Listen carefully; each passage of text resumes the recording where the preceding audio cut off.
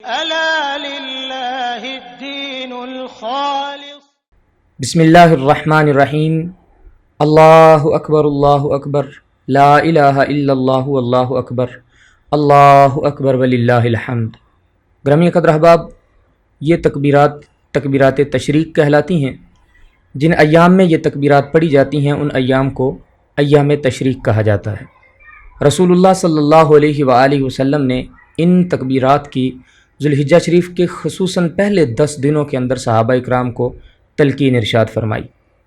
بہقی شریف میں حضرت ابن عباس رضی اللہ تعالیٰ عنہ سے ہے کہ وہ فرماتے ہیں فَأَكْثِرُوا فِيهِنَّ مِنَ التَّحْلِيلِ وَالتَّحْمِيدِ وَالتَّكْبِيرِ وَالتَّسْبِيحِ کہ ان 10 ایام کے اندر کثرت کے ساتھ اللہ تعالیٰ کی حمد بیان کی جائے.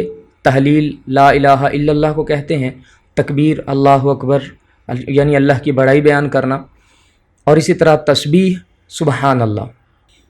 پھر اسی طرح ایک اور روایت میں ہے، بخاری شریف کے اندر اس کو تعلیقاً نقل کیا گیا ہے کہ حضرت ابو ہریرہ رضی اللہ تعالیٰ عنہ اور حضرت ابن عباس رضی اللہ تعالیٰ عنہ وہ دونوں بازار میں نکلتے تھے اور اونچی آواز سے یہ تکبیرات کہا کرتے تھے.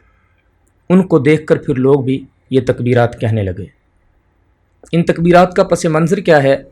ہدایہ شریف کی ایک شرح ہے العنایہ کے نام سے، اس کے اندر یہ لکھا گیا ہے کہ جب اللہ رب العزت نے حضرت ابراہیم علیہ السلام کو یہ حکم ارشاد فرمایا کہ اپنے بیٹے کی قربانی کرو یا اپنی پیاری چیز کو ذبح کرو، تو وہ چھری چلانے والے تھے کہ اللہ تعالیٰ نے جبریل امین کو بھیجا کہ جاؤ ان کے پاس فدیہ لے جاؤ. جبریل امین فدیہ لے کے آ رہے تھے کہ ان کو خیال گزرا کہیں ایسا نہ ہو کہ میرے پہنچنے سے پہلے حضرت ابراہیم علیہ السلام اپنے بیٹے کے گلے پہ چھری نہ چلا دیں. تو انہوں نے دور سے ہی اللہ اکبر کی صدائیں بلند کرنا شروع کر دیں. جب یہ آوازیں سنی تو حضرت ابراہیم علیہ السلام نے سمجھا کہ اللہ کی طرف سے کوئی بشارت ہے. آپ نے آگے سے جواب میں ارشاد فرمایا لا الہ الا اللہ واللہ اکبر. اپنے والد گرامی کے منہ سے جب یہ الفاظ نکلتے ہوئے یہ کلمات سنے تو حضرت اسماعیل علیہ السلام نے یہ سمجھا کہ اللہ کی طرف سے کوئی خوشخبری آ گئی ہے.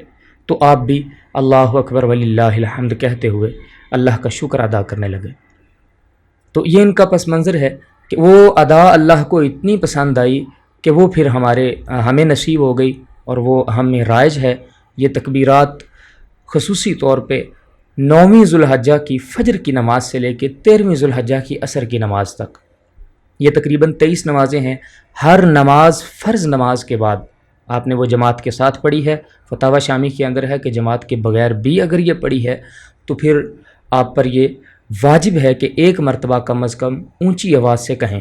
یہ مرد اور عورت دونوں کے لیے واجب ہے، لیکن ہاں البتہ عورت جو ہے وہ آہستہ آواز میں کہے گی اور اونچی آواز میں نہیں کہے گی.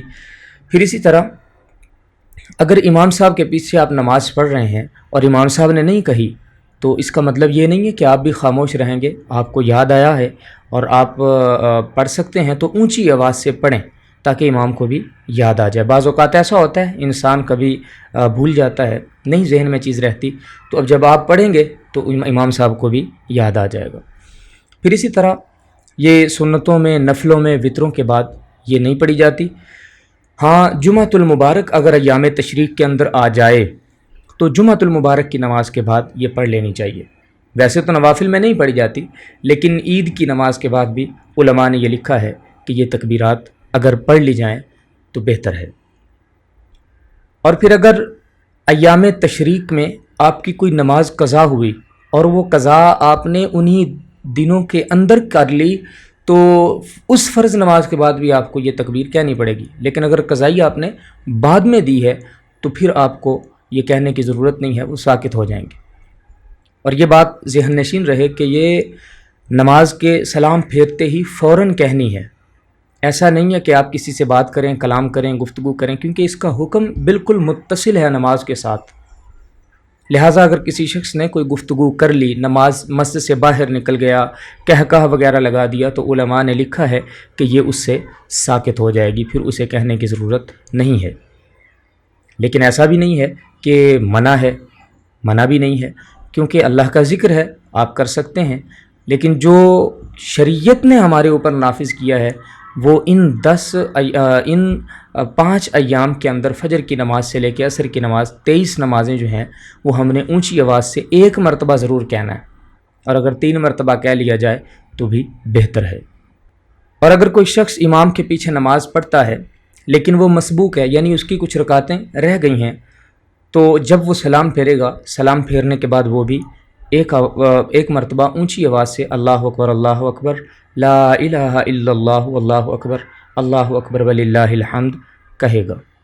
یہ ضروری نہیں ہے کہ آپ نے امام کے ساتھ سلام پھیرا ہے تب ہی کہیں گے، اگر کسی کی رکعتیں رہ بھی گئی ہیں تو وہ جب سلام پھیرے گا تو پھر وہ یہ تکبیرات کہہ لے۔ اللہ تعالی حامی و ناصر ہو۔